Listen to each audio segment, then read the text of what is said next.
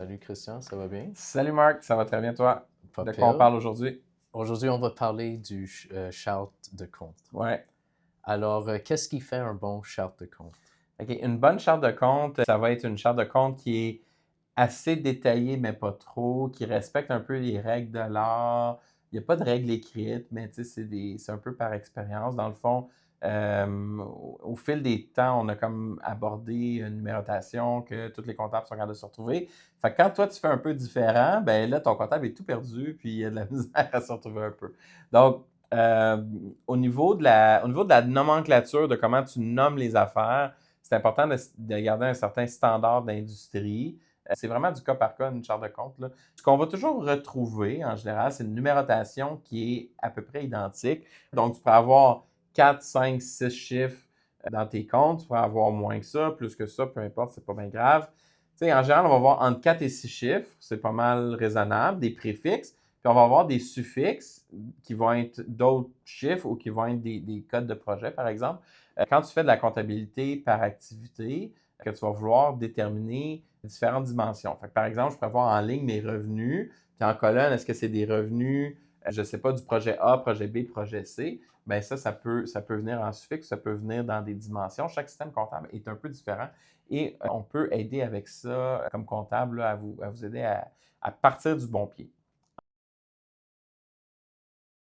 En règle générale, les comptes commencent par 1, ça va être des comptes d'actifs, du plus liquide au moins liquide. Donc, quand c'est de l'encaisse, c'est facile de prendre ton argent. Donc, ces numéros-là vont être petits ou en haut de la liste quand c'est trié en ordre numérique. Et vers le bas de la liste, ça va être des actifs qui vont être à plus long terme.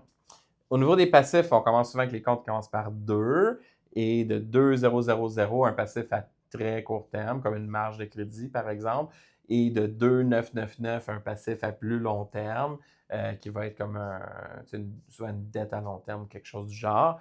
Après ça, les comptes 3, ça va être les comptes d'avoir aux actionnaires. Avoir aux actionnaires, ça va être ton capital action, tes bénéfices non répartis, des trucs comme ça, c'est des dividendes.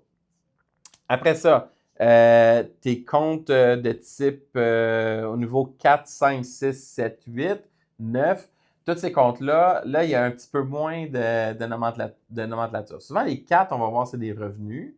Les 5, on va voir c'est du coût des marchandises vendues. De 6 à 9, on va avoir des frais généraux d'administration séparés selon quelque chose qui fait du sens pour vous.